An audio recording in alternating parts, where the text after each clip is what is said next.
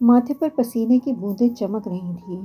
گھبرا کر مرہا نے اپنا ہاتھ شاہ کے ہاتھ پر رکھ کر زور سے پکڑا تو شاہ نے مرہا کے چہرے کی جانب دیکھا جو اس وقت پسینے کی بوندوں سے بھرا ہوا چمک رہا تھا۔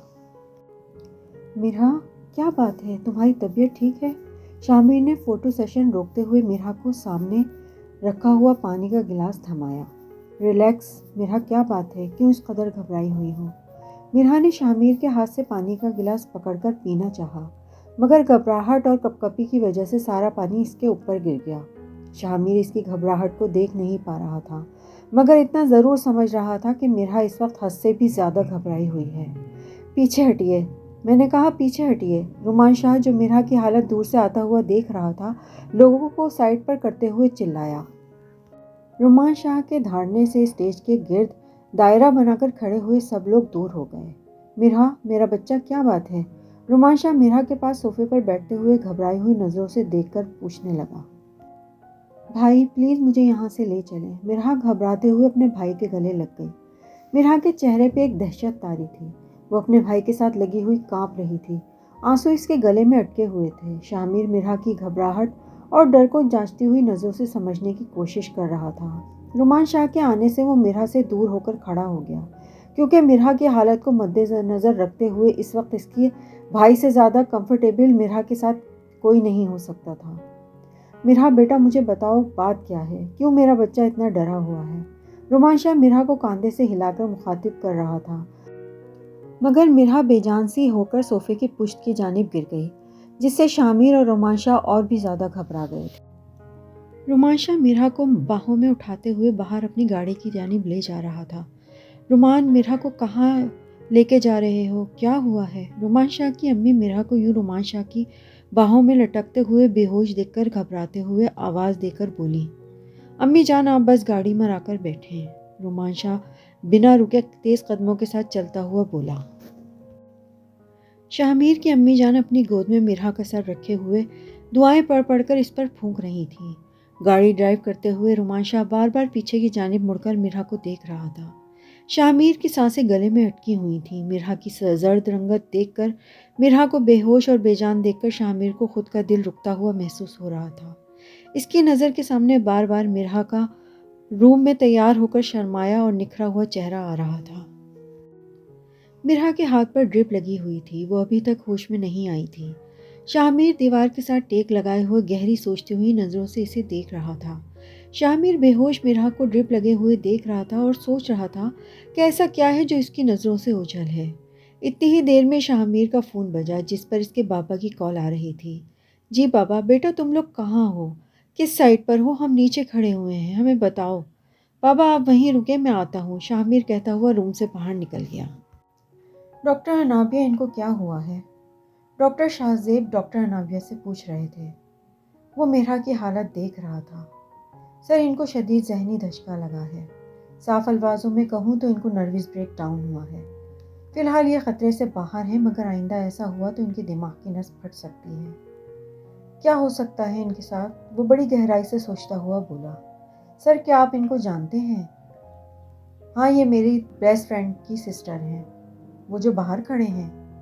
نہیں ڈاکٹر انابیہ، وہ ان کے ہسبینڈ ہیں۔ یہ آپ نے جو میڈیسن منگوائی تھی، یہ وہ اور کچھ چاہیے تو بتائیں۔ روم میں انٹر ہوتے ہوئے رومان شاہ بولا۔ نہیں سر، سب ٹھیک ہے۔ آپ ان کے کیا لگتے ہیں؟ ڈاکٹر انابیہ، یہ میرے بیسٹ فرینڈ رومان شاہ اور یہ ان کی سسٹر ہیں، شاہ زیب درمیان میں بولا۔ انہیں کیا ہوا ہے، اب مجھے تھوڑا ایکسپلین کر سکتی ہیں؟ جی سر، میں نے سب کچھ ڈیٹیل میں ڈاکٹر شاہ زیب کو بتا دیا ہے، آپ ان سے پوچھ لیں۔ جی، آپ دوسرے پیشنٹ کو چیک کریں، میں اچھے سے سمجھا دوں گا، ڈاکٹر شاہ زیب بولا۔ جی سر، تھینک یو، وہ کہتی ہوئی روم سے باہر چلی گئی۔ رومان کیسے ہو؟ ٹھیک، تم بتاؤ؟ رومان شاہ نے بھی دو ٹوک جواب دیا۔ ویسے مجھے مناسب تو نہیں لگ رہا مگر پوچھنا ضروری ہے کہ مرہا اپنی میریڈ لائف میں خوش تو ہے؟ وہ خوش ہے یا نہیں؟ تم کون ہوتے ہو پوچھنے والے؟ تمہیں کس نے رائٹ دیا کہ تم میری بیوی کے بارے میں یہ سوال کرو؟ رومان شاہ کے جواب دینے سے پہلے شاہ نے ڈاکٹر شاہ زیب کو جواب دیا، جو آیا تو روم میں مرہا کو دیکھنے تھا مگر ان دونوں کے درمیان کی باتوں کو سن کر رک گیا۔ مگر ڈاکٹر شاہ زیب نے یہ بات کی تو اس سے برداشت نہ ہوا۔ ایک ڈاکٹر ہونے کے ناطے میرا یہ سوال پوچھنا فرض ہے۔ اگر تمہاری جگہ کوئی اور بھی ہوتا تو میں اس سے بھی یہی سوال کرتا، کیونکہ میں ایک ڈاکٹر ہوں اور یہ میرا پیشہ ہے۔ ڈاکٹر شاہزیب اکھڑے ہوئے لہجے میں بولا۔ ہاں تو ڈاکٹر ہو تو ڈاکٹر والے سوال کرو، کسی کی پرسنل لائف میں مت گھسو۔ شاہ میر نے بھی اپنے تیور دکھاتے ہوئے بولا۔ اگر سوال کسی کی لائف سے کنیکٹ ہو تو ہمارا رائٹ بنتا ہے کہ ہم اس سے ہر طرح کا سوال کر سکیں۔ ٹھیک ہے، جس طرح کہ تمہارا کام ہے نا کہ مجرم سے سچ اگلوانا، تو اس طرح سے یہ ہمارا کام ہے کہ پیشنٹ کو چیک کرنے سے پہلے اس کی مکمل ہسٹری کو جاننا۔ اس سے ہمیں یہ پتہ چلتا ہے کہ پیشنٹ کو کس طرح کا ٹریٹمنٹ چاہیے۔ ہاں تو تم ہسٹری جانو، تم ہماری میرڈ لائف میں کیوں گھس رہے ہو؟ شاہ میر کا غصہ ابھی بھی کوئی کچھ کم نہ ہوا تھا۔ یار پلیز ریلیکس ہو جاؤ، تم دونوں ایجوکیٹڈ ہو کر کس طرح سے بے وقوفوں کی طرح لڑ رہے ہو۔ دونوں پہلے تو ریلیکس ہو، پھر تحمل سے ایک دوسرے کی بات سنو۔ اس طرح سے ہم کسی بات کا حل نہیں نکال سکتے۔ رومان شاہ عقل کا مظاہرہ کرتے ہوئے بولا۔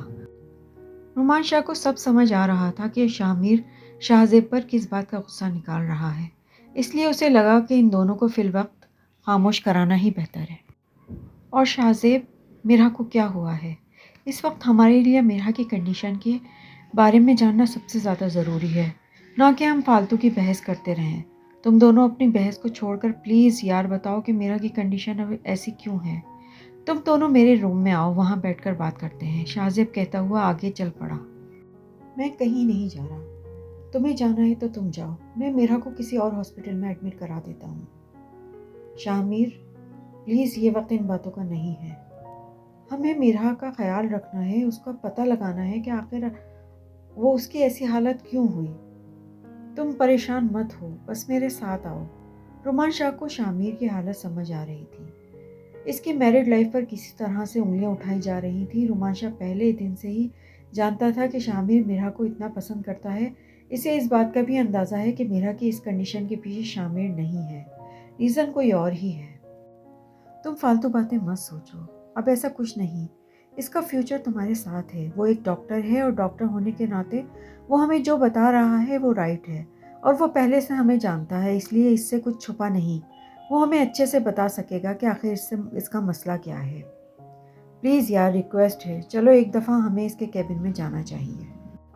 اوکے فائن، شاہ میر سخت لہجے میں بولا اور دونوں اٹھ کر ڈاکٹر شاہزیب کے کیبن کی طرف چل پڑے۔ رومان رکو، میری بات سنو۔ ڈاکٹر شاہزیب کے کیبن سے نکلتے ہوئے شاہ میر نے رومان شاہ کو روکا۔ کیا تمہیں سمجھ آ رہی تھی جو ڈاکٹر شاہزیب نے کہا؟ رومان شاہ نظر جھکائے بنا جواب دیے کھڑا ہوا تھا۔ ایسی کون سی بات ہے جو تم مجھ سے چھپا رہے ہو؟ کیا ہوا ہے اس کے پاسٹ میں؟ مجھ سے کچھ مت چھپانا، جو بات ہے مجھے صاف صاف بتاؤ۔ میرا حق ہے کہ میں اپنی بیوی کے بارے میں سب کچھ جانوں کہ ایسی کون سی چیز ہے جو میری بیوی کو پریشان کر رہی ہے اور آج اس کی یہ حالت ہے۔ کیونکہ ڈاکٹر شاہزیب کی باتوں سے مجھے اس بات کا تو اندازہ ہو گیا ہے کہ میرا کی لائف میں کچھ تو ایسا گزرا ہے جو میری نظروں سے اوجھل رہا، مگر تم اسے بخوبی جانتے ہو۔ بنا بات کی تہہ تک جائے میں پیچھے نہیں ہٹوں گا، شاہ میر فیصلہ کن انداز سے بولا۔ شاہ میر کی بات سن کر رومان شاہ نے اپنی نظریں نیچے جھکا لی۔ رومان، کیا اس کا مطلب میں یہ سمجھوں کہ اس کی معصومیت کا کسی نے فائدہ اٹھایا ہے؟ شاہ میر رومان شاہ کی چپ کا مفہوم سمجھتے ہوئے بولا۔ ہاں تم یہی سمجھو، یوں کہو کہ یہی حقیقت ہے تو غلط نہ ہوگا، رومان شاہ نے بہت کم آواز میں کہا۔ تو رومان، اگر میرا کی کوئی غلطی نہیں ہے تو تم کیوں شرم سے نگاہیں جھکائے کھڑے ہو؟ شاہ میر کو رومان شاہ کا اس قدر شرمندہ ہونا اچھا نہیں لگا۔ شاہ میر، میری بہن کے دامن پر کوئی داغ نہیں ہے۔ جب اس کے ساتھ یہ حادثہ پیش آیا اس وقت وہ بہت چھوٹی اور معصوم تھی، مگر وہ اپنے دماغ سے اس بھیانک عکس کو نکال نہیں پائی، جس کی وجہ سے وہ بہت سینسیٹیو، ڈری سہمی رہتی ہے۔ شاہ میر، تم اسے کبھی غلط مت سمجھنا، وہ بہت معصوم ہے۔ یہ بولتے ہوئے رومان شاہ کی آنکھیں بھر آئیں۔ رومان، کیا تم پاگل ہو کہ تم مجھے میری ہی بیوی کے کردار کی گواہی دے رہے ہو؟ اس کے کردار کی گواہ تو میں خود ہوں، اور تمہاری پرورش پر تو مجھے اس وقت بھی کوئی شک و شبہ نہیں تھا جب تم مجھے اور میں تمہیں ایک آنکھ نہیں بھاتے تھے۔ اب تو ہمارے بیچ میں ایک رشتہ قائم ہو چکا ہے۔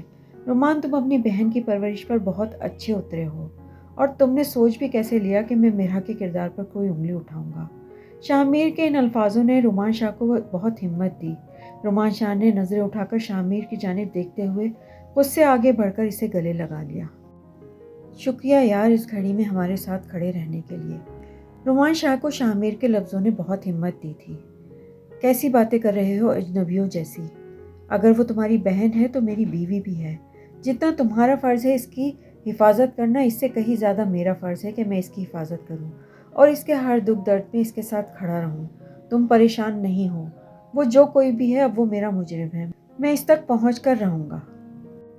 اتنا تو میں جان چکا ہوں کہ وہ جو کوئی بھی تھا اس وقت ہال میں موجود تھا۔ واٹ، تم اتنی گارنٹی سے کیسے کہہ سکتے ہو کہ وہ شخص اس وقت ہال میں موجود تھا؟ رومان شاہ نے حیرانی سے پوچھا۔ کیونکہ میرا سارے راستے میرے ساتھ بالکل ٹھیک آئی تھی، اسے کوئی ڈپریشن نہیں تھا اور نہ ہی اس نے کوئی ایسی بات کی جس سے مجھے لگا ہو کہ اس کے دماغ میں کوئی پریشانی ہے۔ میرا اچانک سے اسٹیج پر بیٹھی ہوئی ایک دم سے گھبرائی تھی کیونکہ اس کی آنکھوں نے کچھ تو ایسا دیکھا جس سے اس کے ماضی کا گہرا تعلق تھا۔ آخر شاہ میر ایک پولیس والا تھا تو اس کے پولیس والے دماغ نے فوراً سے سارا اسکیچ پک کیا تھا۔ رومان، کیا تم اس شخص کو چہرہ پہچانتے ہو؟ اس گھٹیا انسان کو تو میں ہزاروں کی بھیڑ میں بھی پہچان جاؤں۔ شاہ میر کے سوال کا رومان شاہ نے فوراً سے جواب دیا۔ تو ٹھیک ہے، اب تو اور بھی آسان ہے اس کو ڈھونڈنا۔ تم فی الحال میرے ساتھ باہر چلو، ہم چل کر ہماری فیملی کو بتاتے ہیں کہ میرا تھکن کی وجہ سے بے ہوش ہوئی تھی۔ ٹینشن کی کوئی بات نہیں ہے، اس کے بعد ہم دونوں سی سی ٹی وی فوٹیج دیکھتے ہیں، ہم دونوں مل کر اس خبیث کو ڈھونڈ نکالیں گے۔ میرا بیٹا، اب ہم لوگ چلتے ہیں۔ میرا کی امی جان میرا کے پاس بیٹھی ہوئی اس کے بالوں کو پیار سے سہلاتے ہوئے بولی۔ امی جان، میں بھی آپ کے ساتھ چلوں گی۔ میرا تکیے سے سر کو اٹھا کر اپنی امی جان کی گود میں رکھتے ہوئے بچوں کی طرح زندی انداز میں بولی۔ نہیں میرا بیٹا، آپ فی الحال اپنے گھر پہ رکیں، یہاں پر سب لوگ ہیں آپ کا خیال رکھنے کے لیے۔ رومان شاہ اپنی ماں کا جواب سنے بنا ہی میرا سے مخاطب ہو کر بولا۔ میرے خیال سے رومان، ہمیں میرا کو ساتھ لے کے چلنا چاہیے، وہاں پر جانے سے اس کی طبیعت بہتر ہو جائے گی۔ رومان شاہ کی امی کو رومان شاہ کا یوں میرا کو روکنے کا بولنا اچھا نہیں لگا۔ امی جان، میرے خیال سے میرا کو فی الحال اپنے گھر رکنا چاہیے۔ اگر ہم اس کو ساتھ لے کر جائیں گے تو اس طرح شاہ میر کو اس کی فکر لگی رہے گی، اور شاہ میر اپنے کام سے وقت کافی مصروف ہے، وہ بار بار ہماری طرف آ جا نہیں سکے گا۔ کوئی پریشانی کی بات نہیں میرا، اب ٹھیک ہے۔ شاہ میر کا جب بھی ٹائم لگے گا تو وہ میرا کو لے کر ہماری طرف چکر لگا لے گا۔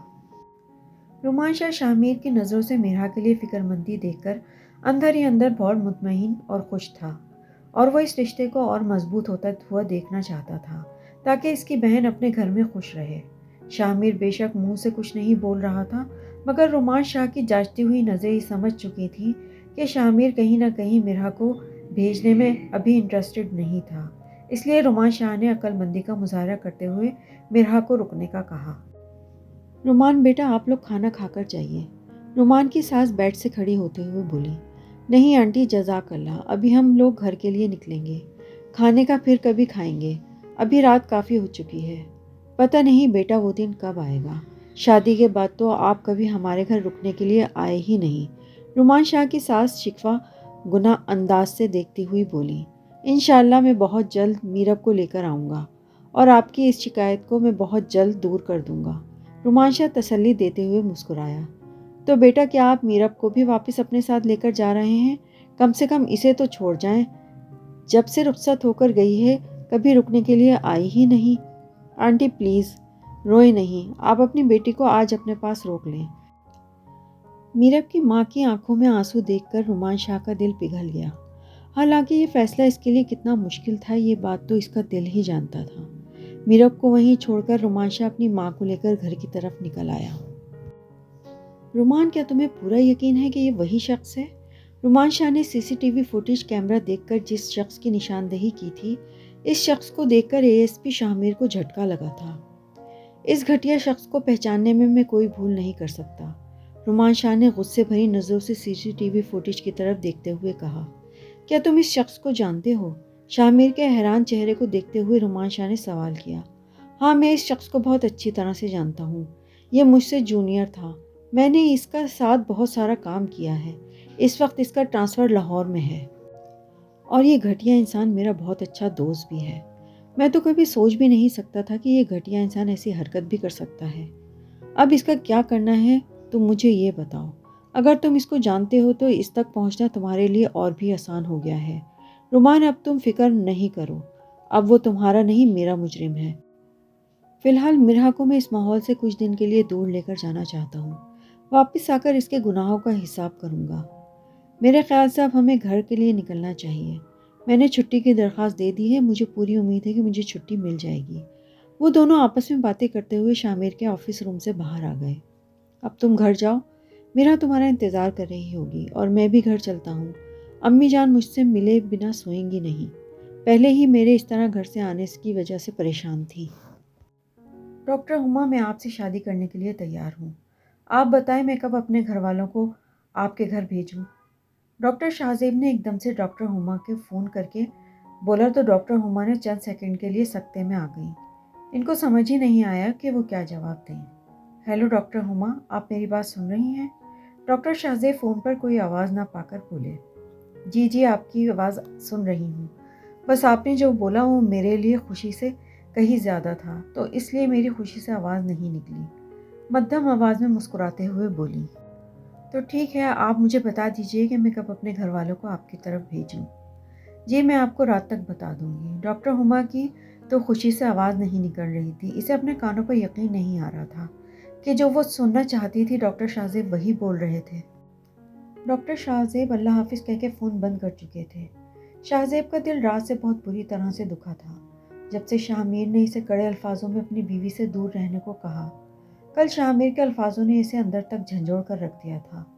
اس نے کل دل سے یہ فیصلہ کر لیا تھا کہ وہ اپنی زندگی میں آگے بڑھ جائے گا، وہ ڈاکٹر ہما کا ہاتھ تھام لے گا۔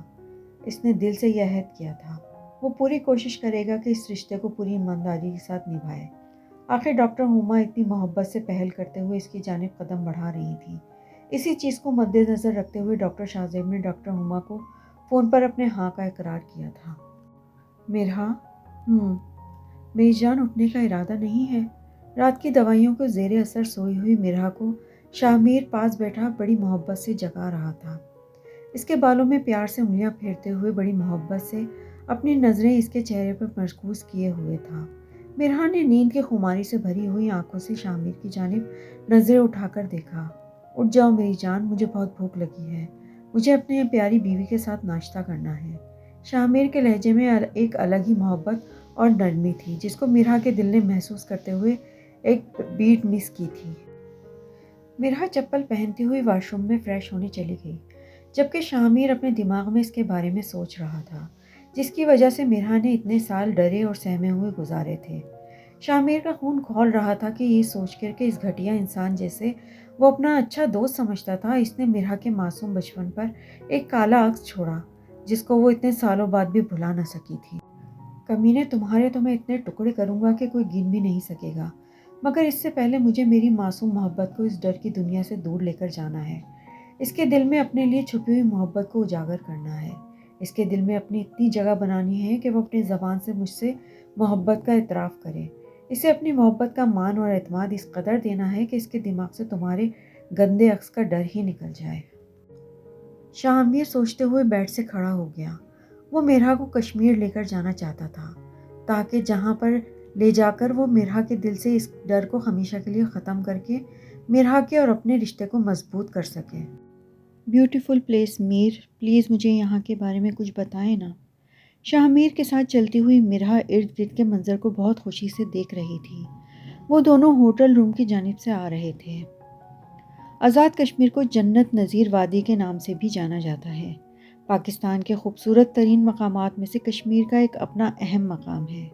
کشمیر کی خوبصورت وادیوں کا کوئی ثانی نہیں، اور یہاں کی خوبصورتی کو دیکھنے کے لیے سیاح دور دور سے یہاں آتے ہیں، جیسے ہم کراچی سے اتنی دور کشمیر کی خوبصورتی سے لطف اندوز ہونے آئے ہیں۔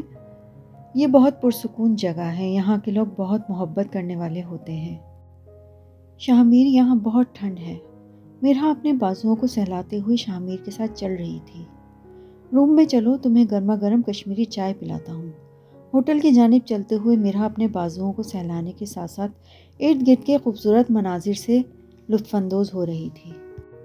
شاہ میر کی نظر مرحا کے اوپر تھی۔ وہ مرحا کے خوشی کے ہر لمحے کو اپنی آنکھوں میں قید کر کے لے جانا چاہتا تھا، جس کی شروعات اس نے آتے ہی کر دی تھی۔ شاہ میر ریسیپشن سے اپنے روم کی چابی لیتے ہوئے ہینڈ کیری کو کھینچتے ہوئے مرحا کو لے کر اپنے روم کی طرف آ گیا۔ سامان والے بیگ کو ایک سائڈ پر لگاتے ہوئے شاہ میر فریش ہونے کی غرض سے واش روم میں چلا گیا۔ مرہا چلتے ہوئے ونڈر مرر کے سامنے آ گئی۔ پردہ ہٹا کر باہر کے خوبصورت منظر کو دیکھنے لگی۔ شام کا وقت ہو رہا تھا۔ چاروں طرف سے ڈھکے ہوئے پہاڑ سفید چادر اوڑھے ہوئے تھے۔ درختوں پہ لمبے لمبے درختوں کے اوپر برف کی جھالر لٹک رہی تھی۔ کچھ مقامی لوگ اور کچھ سیاح پہاڑ چلتے پھرتے نظر آ رہے تھے۔ وہ اس منظر کو بہت غور سے دیکھ کر مسکرا رہی تھی۔ شاہ میر واش روم سے باہر آیا۔ مرہا کو کھڑکی کے سامنے کھڑے دیکھ کر وہ مسکرایا، کیونکہ مرہا کے چہرے پر خوشی مسکراہٹ بن کر بکھری ہوئی تھی، جس کو دیکھ کر اسے بہت سکون ملا۔ وہ چلتا ہوا مرہا کی پشت پر اپنا سینہ رکھتے ہوئے اس کے گرد اپنے مضبوط باہوں کو گھیرا بنا کر کھڑا ہو گیا۔ شاہ میر کے یوں اچانک آنے سے مرہا دبک کر رہ گئی۔ میر، آپ نے مجھے ڈرا ہی دیا، مرہا نے مدھم سی آواز میں کہا۔ میر کی جان، تمہیں میرے ہوتے ہوئے ڈرنے کی کیا ضرورت؟ شاہ میر کی بات میں ایک الگ تحفظ کو مرہا محسوس کر رہی تھی۔ مرہا، جی، آپ کو مجھ پر یقین ہے کہ میں آپ کی حفاظت کر سکتا ہوں؟ بہت گہری سوچ سوچتے ہوئے بولا۔ جی۔ مرہا، جی سے کام نہیں چلے گا، مجھے لفظوں میں بتاؤ، تم مجھ پر یقین کرتی ہو، مجھے اس قابل سمجھتی ہو کہ میں اپنی بیوی کی حفاظت کر سکتا ہوں؟ جی، مجھے یقین ہے کہ آپ میری حفاظت کر سکتے ہیں، کیونکہ آپ ایک پولیس والے۔ مرہا کے معصوم جواب پر شاہ میر، جو گہری سوچ میں تھا، ہنسنے لگا۔ میری جان، پولیس والا میں دنیا کے لیے ہوں، تمہارے لیے میں تمہارا شوہر ہوں، اور تمہاری حفاظت میں ایک شوہر کی طرح کرنا چاہتا ہوں، جو مجھ پر فرض ہے۔ روم کا دروازہ بجا تھا۔ شاہ میر مرہا سے دور ہوتے ہوئے دروازہ کھول کر ویٹر سے کھانے والی ٹرالی اندر لے کر آیا۔ مرہا، فریش ہو کر آؤ، میں کھانا نکالتا ہوں۔ گرم کھانے کی خوشبو سے مرہا کی بھوک بھی بھڑک اٹھی تھی۔ وہ جلدی سے فریش ہونے کے لیے واش روم میں چلی گئی۔ میں آفس سے واپسی پر تمہیں لینے آ جاؤں گا، تیار رہنا۔ رومان شاہ کا صبح صبح ہی میرب کو میسج وصول ہو چکا تھا۔ میرب میسج پڑھ کر مسکرا رہی تھی۔ پتہ نہیں شاہ آپ نے کل کی رات کیسے گزاری ہے، میرب مسکراتے ہوئے سوچ رہی تھی۔ وہ شاہ کی محبت کو پا کر پوری طرح سے خود کو مکمل محسوس کر رہی تھی۔ اتراتے ہوئے خود کو آئینے میں دیکھ کر روم سے نکل کر اپنی ماما کے پاس چلی گئی۔ رومان شاہ آفس کے لیے تیار ہو کر اپنے روم سے نکلا۔ آج کافی دنوں کے بعد وہ ڈائننگ ٹیبل پر ناشتہ کرنا چاہتا تھا، مگر ڈائننگ ٹیبل پر بیٹھے ہوئے اپنے ددیال والوں کو دیکھ کر اس کا موڈ صبح خراب ہو گیا تھا۔ وہ غصے سے اپنی روم کی جانب واپس آ رہا تھا، اپنا والیٹ وغیرہ اٹھانے کے لیے، تاکہ بنا ناشتے کے لیے ہی وہ آفس جا سکے، مگر اس کی امی جان کی آواز آئی، جس پر وہ واپس پلٹنے پر مجبور ہو گیا تھا۔ رومان، تمہارے تایا تم سے کچھ کہنا چاہتے ہیں۔ رومان شاہ کے رکنے پر اس کی ماں نے وضاحت دی۔ امی جان، میں ان کی کوئی بات نہیں سننا چاہتا۔ رومان شاہ نے ناگواری سے جواب دیتے ہوئے واپس اپنے کمرے کا رخ کرنا چاہا۔ رومان، رک جاؤ، میرا حکم ہے، رومان شاہ کی ماں نے پھر سے آواز دی۔